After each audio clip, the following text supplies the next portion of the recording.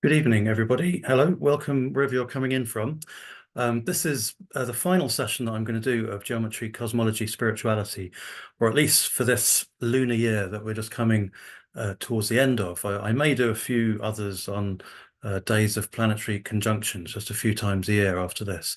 But this is the final one of these 25 that I've done for the past lunar year. 354 days ago on the new moon was when I started.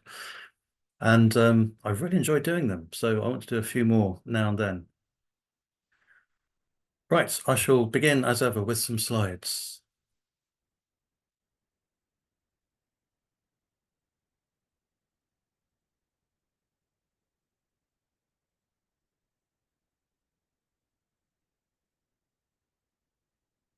I thought I'd begin with this image of a moon halo on the left and a sun halo on the right. Now, these two eyes, as it were, these two eyes, one of the day and one of the night, are, I suppose, these two eyes that symbolize our vision. We have a lunar eye and a solar eye, perhaps one that sees everything externally in the light of day, but another one that sees things inwardly in the darkness of the night. Now, how important it is that we have a balance between these two eyes, because there's such an emphasis upon the external in the modern world, rather than having a balance between the external and the internal. And of course, in spiritual terms, the internality of that wise moon that we see at night.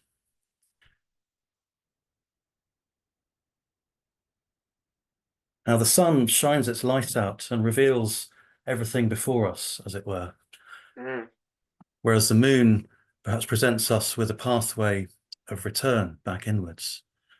And how important it is to have both of these pathways, both the one moving out and the one moving in.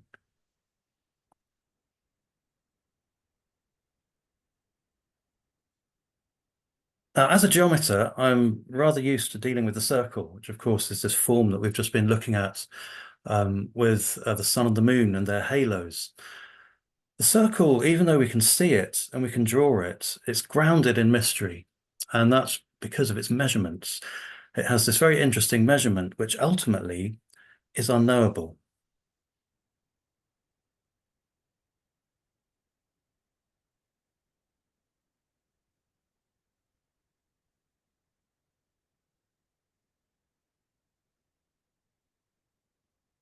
Now, by intersecting these circles, we get all sorts of patterns, which we can see around us in the natural world of growth.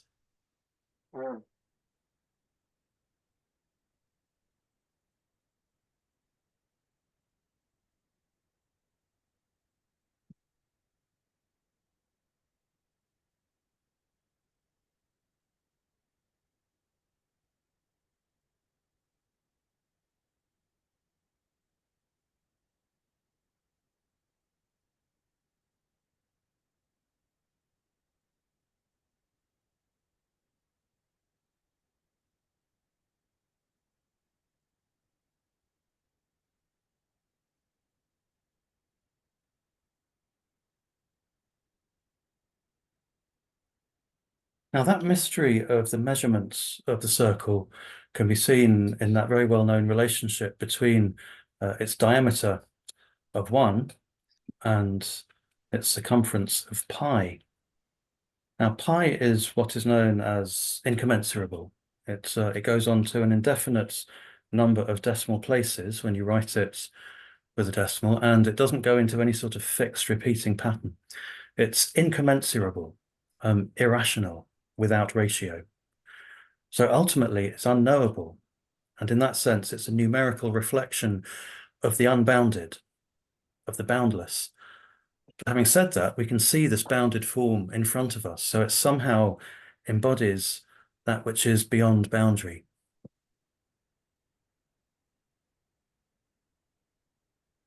Now, something I focused on quite a lot in the earlier sessions of these classes back about a year ago was various ways in which you can use rational measurements that approximate these unknowable irrational numbers. And this is really key to how you get geometry and measure used in architecture. Architecture is where heaven, or sacred architecture, is where heaven could be said to come down to earth.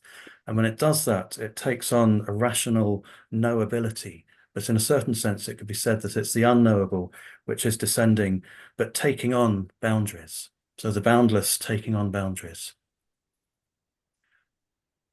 Now I'm going to look at some rational approximations of pi. I looked at these in episode 4. So if you want to look at number 4, you'll see a bit more about this, but I'm going to take it in a slightly different direction. The really well-known expression of pi that is a very close approximation, but it's not exact because it's based on rational numbers, is if you divide 22 by 7. Now you get this, and it goes on to an indefinite number of decimal places, but it goes into a repeating pattern like this. So you have 142857 repeating. So it's rational. And you can see it's rational because obviously 22 and 7 are in relationship. Now another one is 864 over 275, which goes in again to a repeating pattern of 1 and 8. But pi itself is expressive of the boundless, the unknowable. It goes on indefinitely without going into any repeating pattern of numbers.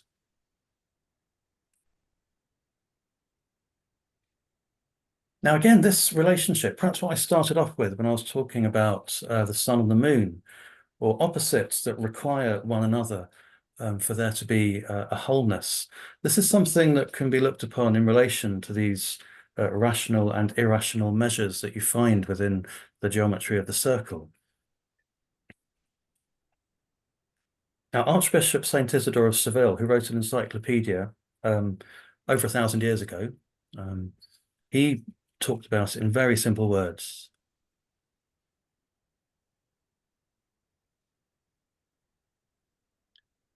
Rational magnitudes are those whose measures we can know, and irrational, those the amount of whose measurement is not known.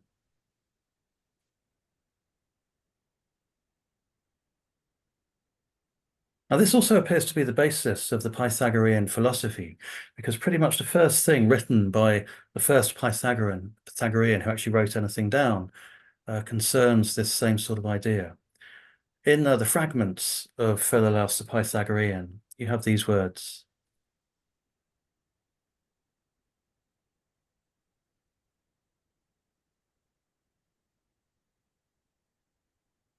Nature in the world order was fitted together out of things which are unlimited and out of things which are limiting, both the world order as a whole and everything in it.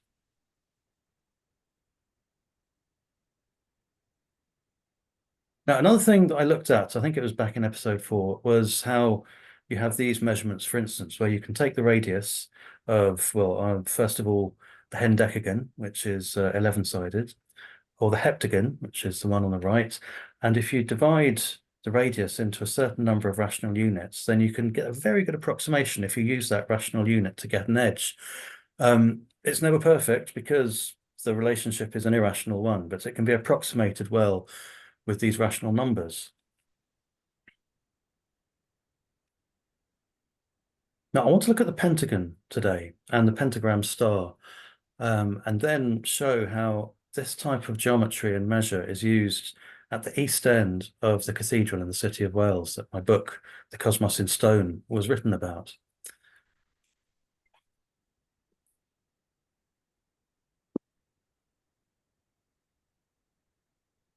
Right, so if the radius of the pentagon is 1, then its edge length is this number here, 1.175570. It goes on to an indefinite number of decimal places without ever resolving. It's irrational.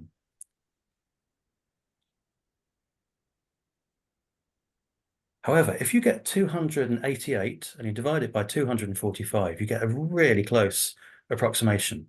And this is the one that's used in the design of the cathedral in the city of Wells. So this in practical terms would be what's going on. If the radius is 245, then the edge length is 288. Now, just to show you this number, this 288 divided by 245, if you see down here, I've shown this, there's the result, but I'll show you it going on to many, many decimal places. Now, it goes on and on to an indefinite number, but again, it goes into a repeating pattern, albeit one that has 42 numbers, but it will go through those 42 numbers and then repeat again. So it's a rational number.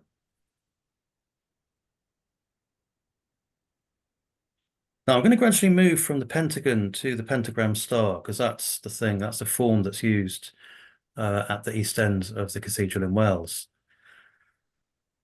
Now, inevitably, we can say that the circle that contains the pentagram star, if it has a radius of 245, then the distance between the points is 288. Now, I'm going to put zeros onto the end of those two numbers, and that will bring us totally into the geometry and measure that we're looking at.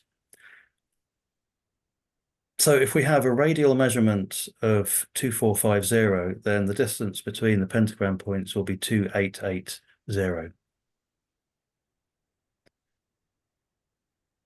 Now, without going into too much detail, I've talked about these units, which are the measurement units used in the design of Wells Cathedral. I've talked about them in the past two sessions, so they're on my YouTube channel, episode 23 and 24. In short, there are 3-foot units, which are these ones up here. The middle size one is the English foot, and then you have a cubit down here of 90 micro units. Now, they're all divided up into the same micro unit, and so they can all fractionally relate to one another through these rational numbers. And there's a lot of musical ratio relationships going on with them as well. Now, in this instance, with what we're looking at, I'm just going to look at the smaller foot, so the one of 50 micro units, and the cubit of 90 micro units. Right, so I'm going to take that measurement of 2450, 2450, and divide it by 50, which is the smaller one of the feet, the one that has 50 micro units, and it divides up into 49 of those feet.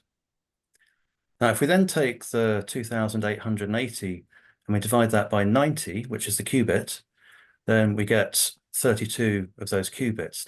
So both of these numbers, even though they're using different units, they can be seen as, I suppose, having rational relationships within this pentagram star, or at least very close approximations of the pentagram star.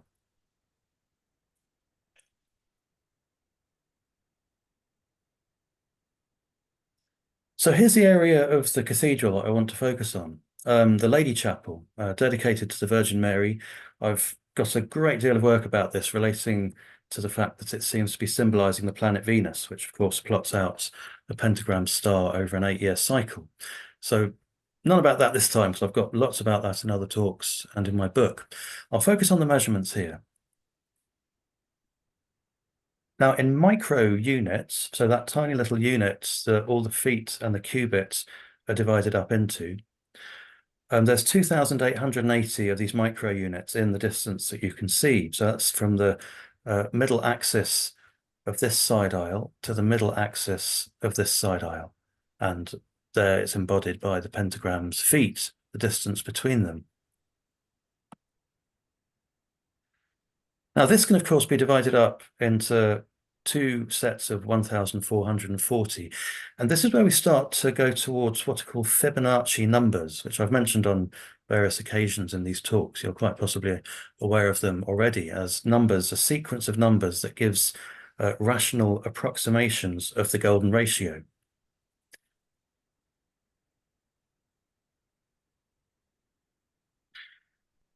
Now, before we go any further, I'm going to look at the pure sort of incommensurable measurements of a pentagram star, because what we have here with these dotted lines, the larger distance between these two dotted lines in comparison to the distance between these two dotted lines is actually the golden ratio, because the golden ratio is what's embodied by five-fold symmetry. So if we were to say that the distance between these two lines was 1, then the distance between the two lines further apart would be 1.618, because that's just the nature of five-fold symmetry. And of course, the same thing would happen on the other side. Now, bringing back these rational units that are used, 1440 is, of course, very close to the 12th Fibonacci number, which is 144. So with that in mind, we can use Fibonacci numbers here. The Fibonacci number that comes before 144, which would be the equivalent of 1 if 144 was 1.618, the equivalent number is 89. So if we can put 89 plus a 0, then we get, well, the amount of units that one would assume is in that next pass, in that distance there. Because if we have 144, 12th Fibonacci number, then 89 should be the smaller distance, obviously with zeros added on in both cases. But in actual fact, there's even more variations that happen within the design, bringing forth both Fibonacci and Lucas numbers and various musical ratios. Now, this is the image from my book of this area of the cathedral. You can see how there's this 1440 measurement here, plus another one here. So there's that 2880 that we started off with earlier on. Now, interestingly, this measurement here that one would expect to be 890 is actually 864 on one side and 880 on the other side. Now, this discrepancy, so for instance, in this case here with 880, it's 10 micro units short. Now, that 10 micro units is around about 2 inches. It's a small amount, but it's a significant amount because the measurements in the cathedral at Wells are incredibly precise. And this distance here, this 864 distance, is around about 6 inches short of 890. Now, the reason for this is because this chapel here has a slightly shorter measure in its north-south measurement that I'm showing here in comparison to this one. Now, the usual sort of art history explanation of this is some sort of practicality that can't really be sort of proven. But what isn't mentioned is that when you use these particular measures that I'm citing here, you get these really fascinating measures that go with the golden ratio measures that we've been looking at just in the last few minutes. So 1440 over 864 is actually the same as 5/3, which is a Fibonacci approximation of the golden ratio. It's also, in musical terms, it's the major sixth. Now, if we look on the other side at the 880 number, so 1440 over 880 is the same as 18 to 11, which is what's known as a Lucas relationship. The Lucas numbers are a sort of variation of Fibonacci numbers. Now, also in musical terms, it's what's called a neutral sixths. Now, this happens throughout the cathedral where you have a basic geometry, but then within those geometries, you have these small variations that bring forth all sorts of musical and cosmological and geometric ratios. So it's absolutely full of all of this wonderful measure that all, I suppose, is an embodiment of the heavens down on earth. Now, just one other measure. I've done loads of numbers, so I won't go too much further with numbers. So there again, we have the 2,880 units up here. They actually go all the way down the side aisles to the west front here. This distance here, these four numbers, if added together, make 7,920, which is that mileage measurement of the mean diameter of Earth that's in John Michel's diagram. I've talked quite a lot about that in my other sessions. And if you then divide it in half, you get 3,960 with these two numbers. And it's divided into 11 to 7, which is a pi measure, half of pi. So this 2,880 number gives the golden ratio up at the east end and pi down at the west end. Now, all of this very numbersy stuff is, it wasn't actually in the printed copy of the book, so I had to cut back. So chapters 14 to 17 are actually on my website, tomburygeometry.com. So you can download the PDF or look at it actually on the website.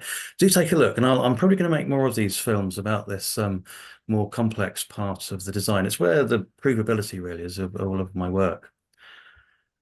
Right, okay, with the pentagon and the pentagram in mind, I'm going to show you a labyrinth that myself and some participants in a course over this past weekend, we constructed it outside the west front of Wells Cathedral. Now, it was very difficult. I think it's the most difficult bit of geometry I've ever done, just having to mark it out on the ground. But we eventually managed to get it done, and lots of people then walked it. We did it with small tea lights, and people walked it after dark. Now, of course, the pentagon is the shape of the east end of the cathedral, so it was nice to have that pentagon in front of the west door as well. So let's get going on this final session of drawing. I'll de-share my screen and say hello. Hello, thanks for coming, everyone. It's a much more reasonable time that I'm doing this session at. Well, if you're in my time zone anyway. Right, I'm going to spotlight myself for everyone. Um, right, we're going to divide circle into 10. I wonder actually, has anyone noticed that for the whole of this year, I'm always wearing a black shirt when it's a new moon and always wearing a white shirt when it's a full moon? Bet you didn't notice, but I thought I might as well say that that happened. Do tell me if anyone did notice. But okay, I shall put my drawing camera on. No, sorry, I didn't notice, Tom. Right, okay. I wasn't expecting anyone to notice. It's a sort of obsessive thing that geometrists I did do. notice the white shirts, but I didn't notice the black. Maybe I was anyway. Okay, right.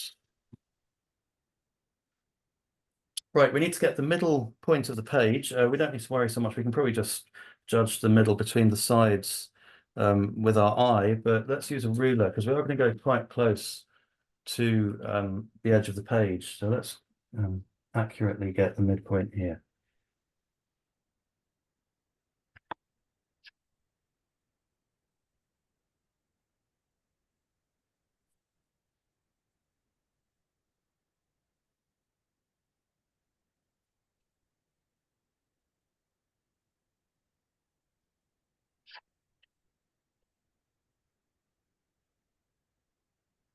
Right, so there is my midpoint, in the middle of the page.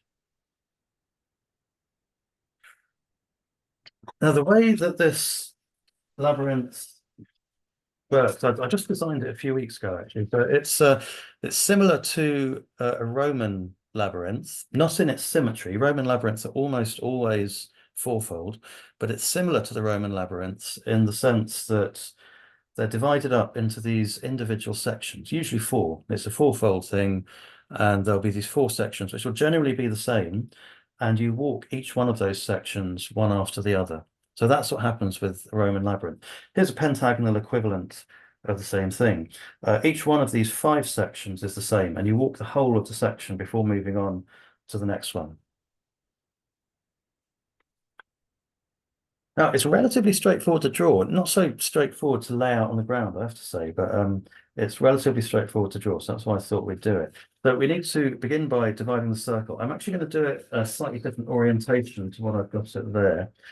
Now, we need to begin with a slightly sort of odd, sort of futty measurement, and the reason why we need to do that is so that we can then divide up each edge of the pentagon into 12 equal parts. 1, 2, 3, 4, 5, 6, 7, 8, 9, 10, 11, 12. So that's how we get these various lines on here that form the grids.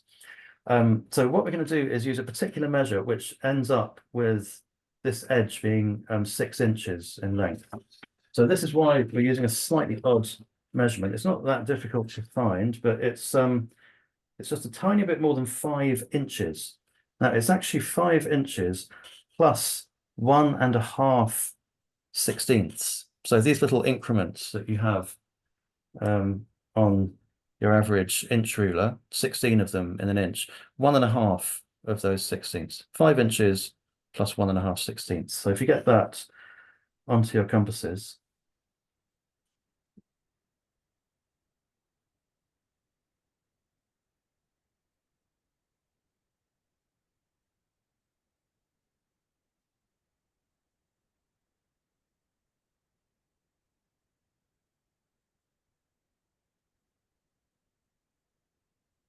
and let's draw the opening circle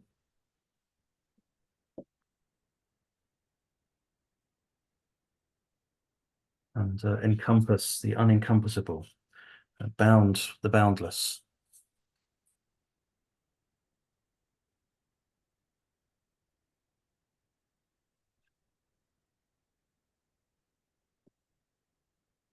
Now, to get the orientation of the labyrinth on the paper, sort of so that it goes with our landscape piece of paper, I'm actually going to put the first line like so.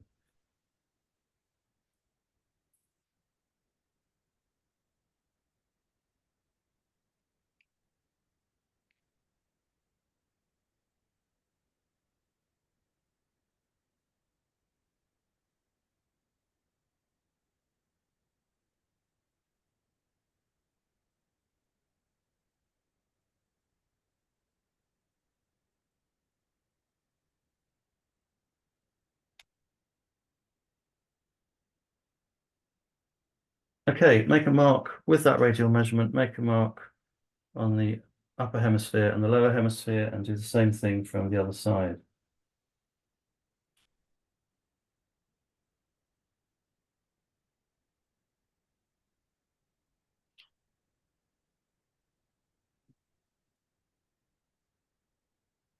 Now we're going to have to reduce the radial measurement on our compasses so that we can get a small cross here, a bisector cross, one above and one below.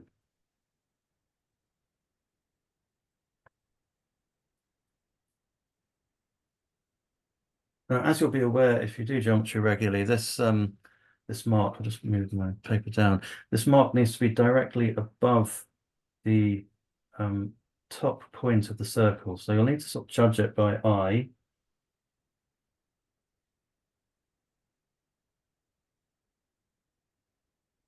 And the key thing, I mean, it doesn't really matter what measure you use in a sense. Obviously, it needs to be on the paper, but as long as both of the measurements or both of the marks that you make are using the same measurement, then it's all okay.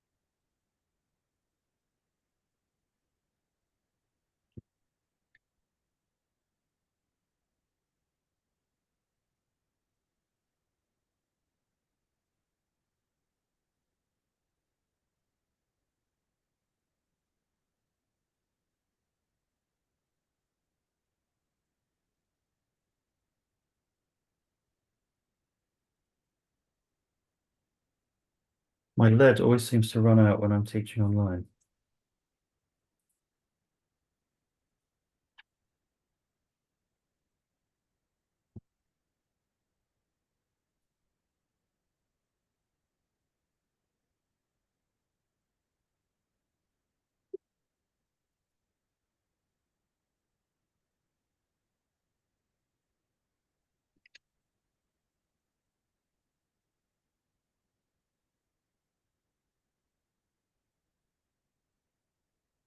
Right, so the next thing to do is to draw these two lines in.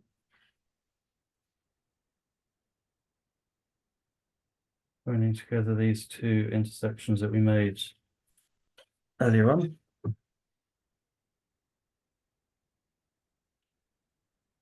And this will then hopefully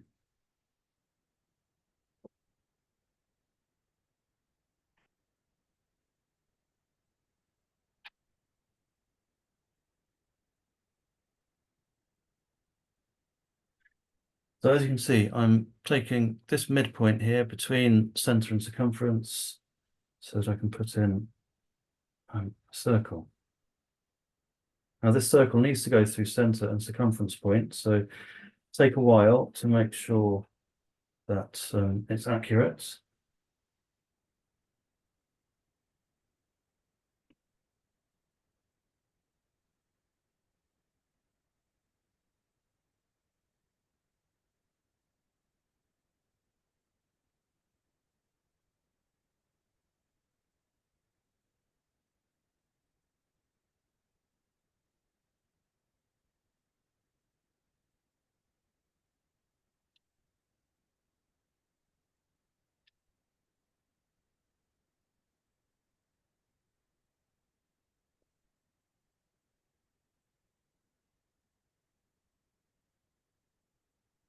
Right, the next move that I'm doing here is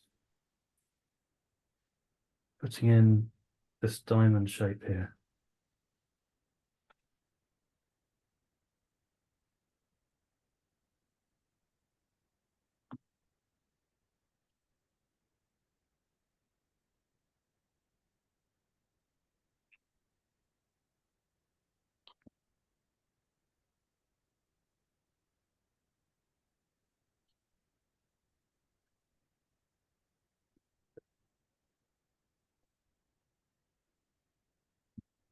Now the next move, as you can see, is to have the point of the compasses in the bottom point of the circle.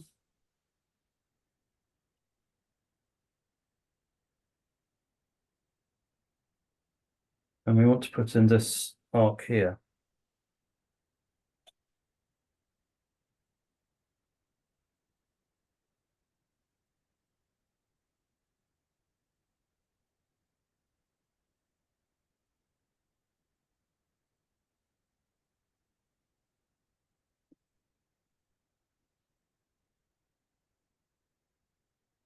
Now, hopefully you should find that this is 6 inches between these 2 points. That's why we started with that very particular measure.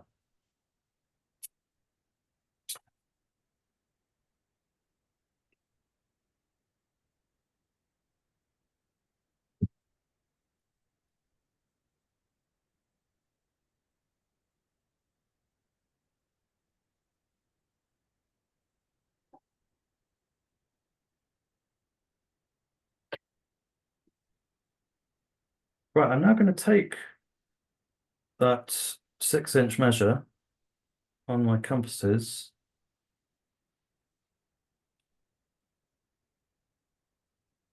So this is 1/5 of the circle. And hopefully we should be able to do this. Let's make one mark on one side and another mark on the other.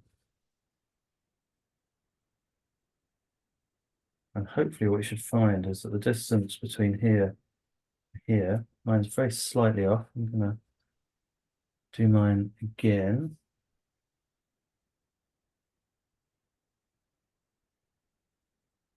Ah, yes, I didn't really precisely take this measure. I made my compasses a little bit too big compared to this.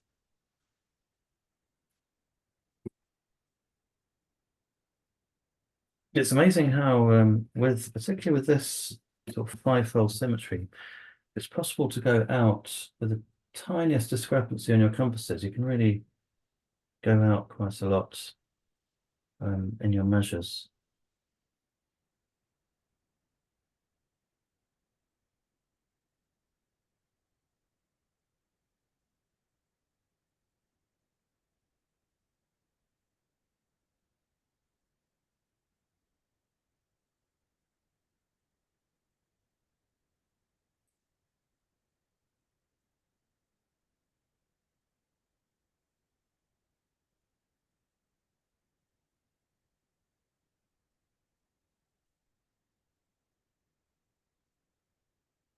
Okay.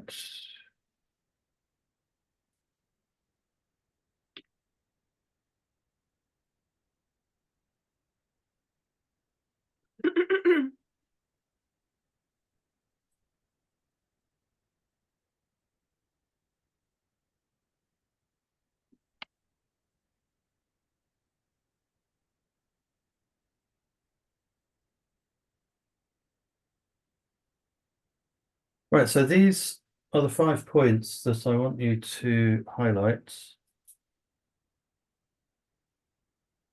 like so.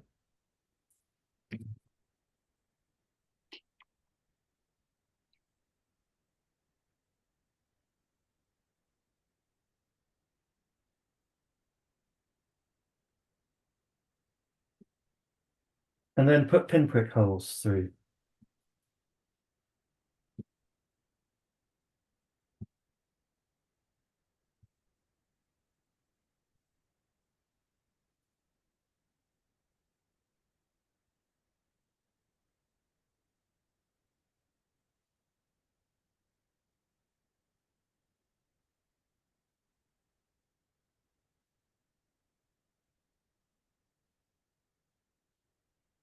Now, as ever, when I do this, I'm going to highlight. I'm going to sort of show where my 5 points are. You don't need to do this. So I'm just doing this so that you can see how I'm interacting with my 5 points. But if you can just see the pinprick holes on your paper, that's all you need.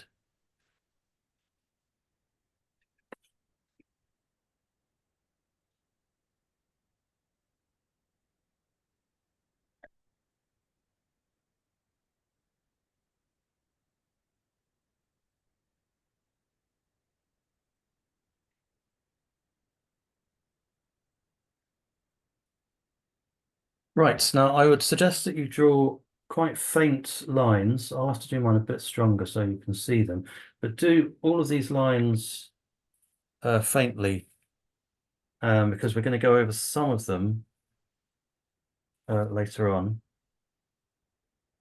but not all of them. So see these as construction lines.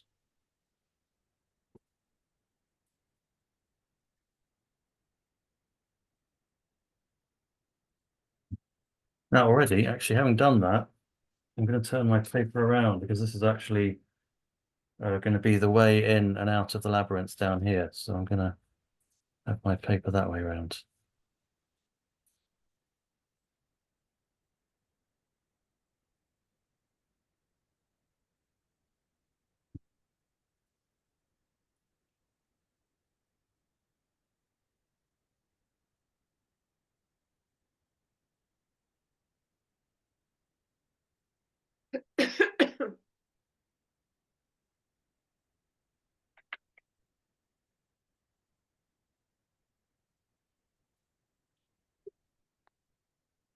Right, now the next thing we want to do is to take each edge, which hopefully is 6 inches, and make little half-inch increment markings on them. And we want to do this on all 5 edges. So I'm just making little marks like so.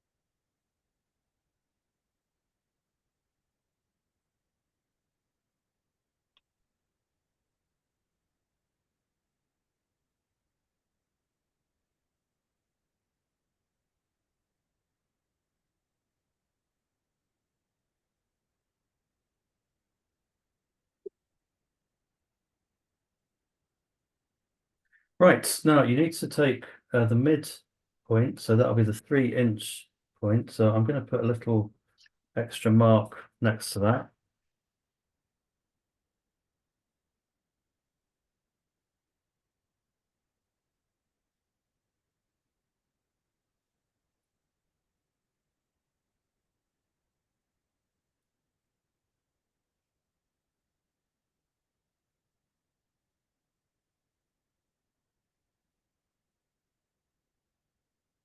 And again, keep your lines soft.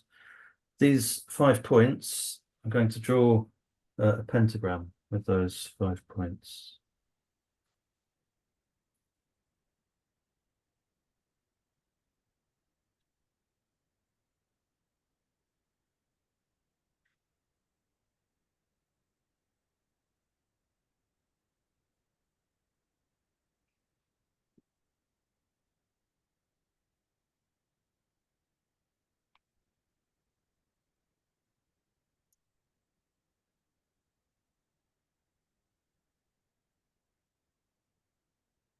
The course that just happened over the weekend here in Wales was about the pentagram as the seal of Solomon, as described in what's known as the Testament of Solomon, where the pentagram is used for spiritual protection.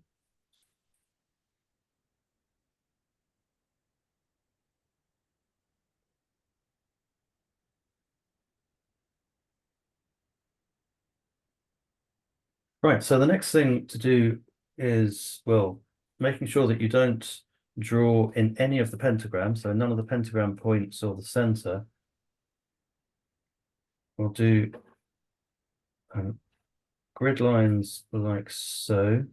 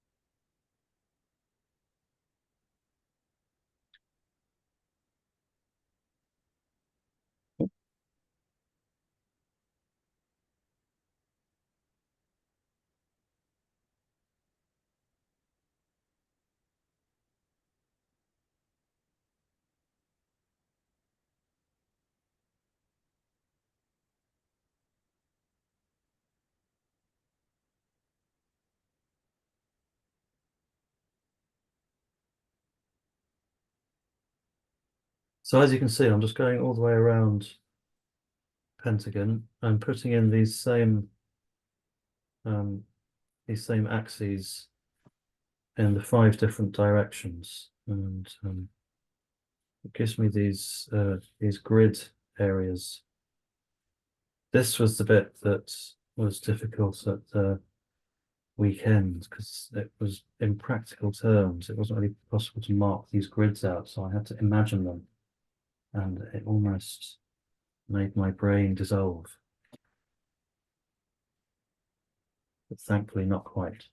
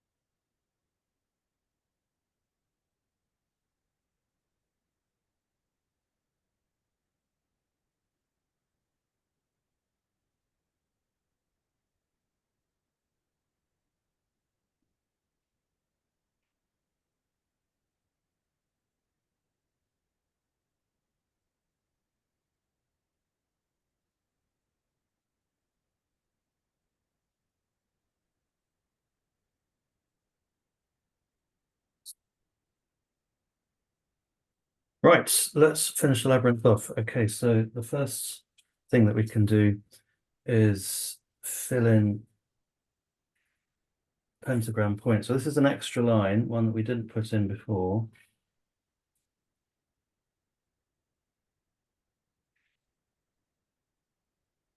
So again, see how there's no line here at the moment, but I'm going to put that one in.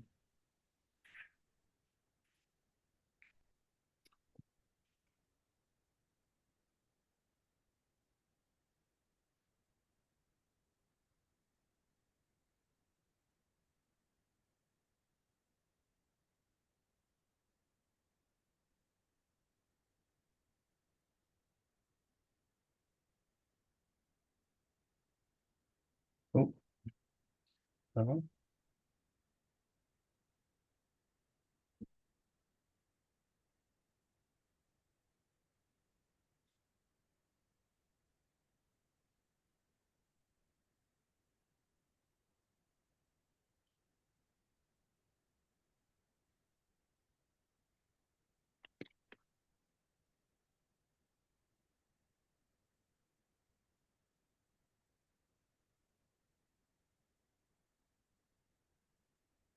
And then finally that pentagon at the center of the star goes in its entirety. Now this is the empty space in the middle that isn't actually entered at any point during the process of the labyrinth. That quiet, inviolable center.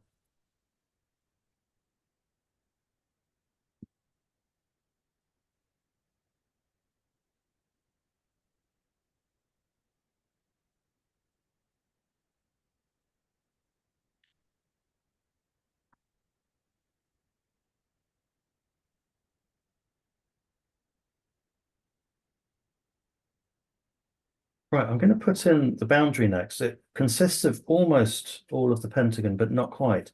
It's just these two bits here are the bits that aren't going to be drawn. So I'll show you what I mean by that. So we'll miss out that bit there and also miss out the equivalent bit here. But the rest, the other edges will go in their entirety.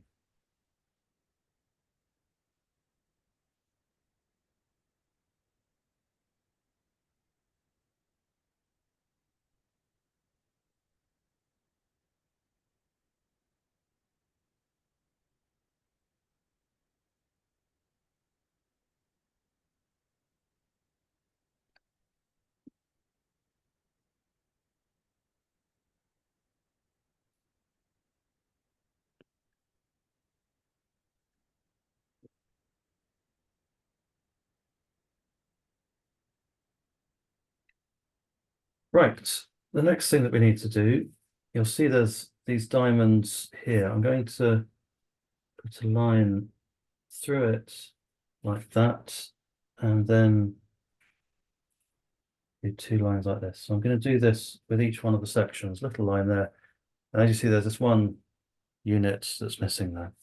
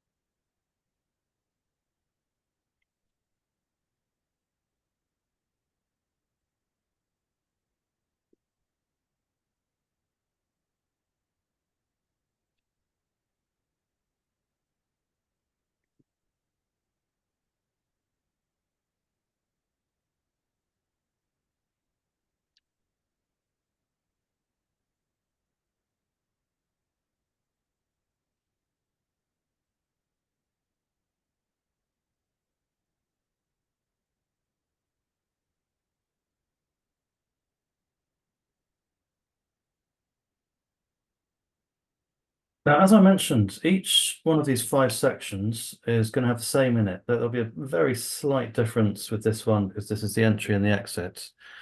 But I'll begin with this one. Each time I'm going to turn it around like this so that I've got the diamond like so with this line going up. Right, so what we need to do, I'll begin from the left and I'll move across this diamond. So there we've got that small diamond. I'm going to move across like that and then draw two lines, two diamonds worth like that. Then I'm going to go across the diamond again and do two more lines. Then across the diamond again to here, two more lines. And across the diamond again for two more lines.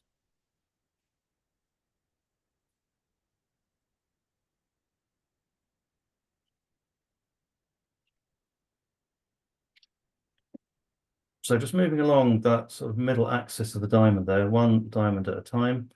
And then to finish off, you take these two middle lines out of the four and zigzag 2 units worth, like so.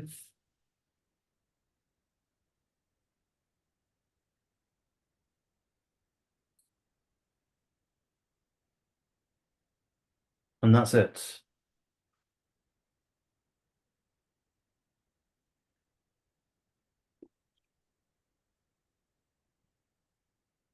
So I'm going to keep on doing that. So again, moving across this small diamond here, across like so, across the diamond again, and again. And then the two middle lines are the ones that get the zigzag.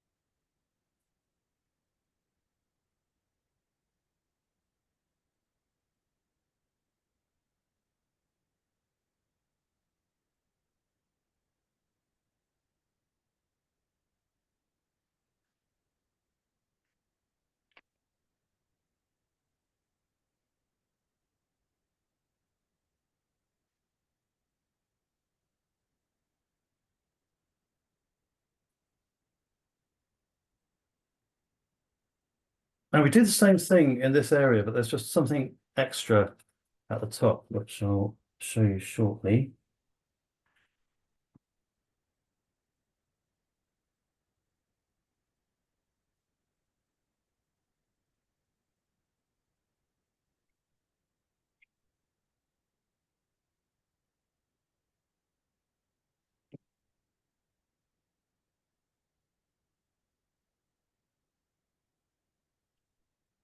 And the final bit is just to put this line in here.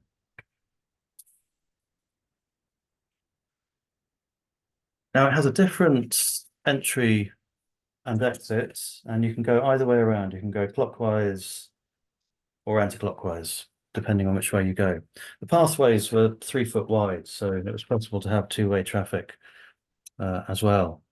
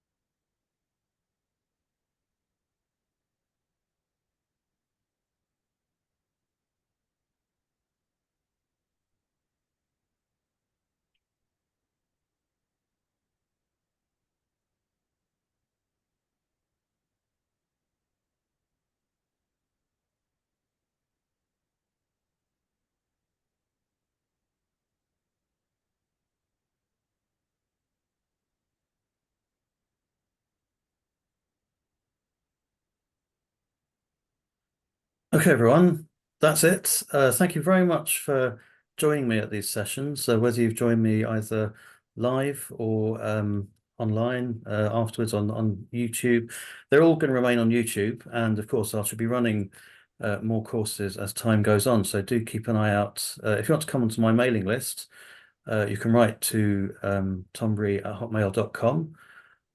You're welcome to come on my courses, in-person courses, or online courses. It's been really nice to work with you. So I'm sure I shall see lots of you again. I'll be seeing quite a few of you in 2 days' time, in fact, from the John Michel course, which is beginning on Friday at 2 p.m. So I look forward to seeing all of you then who are coming to that.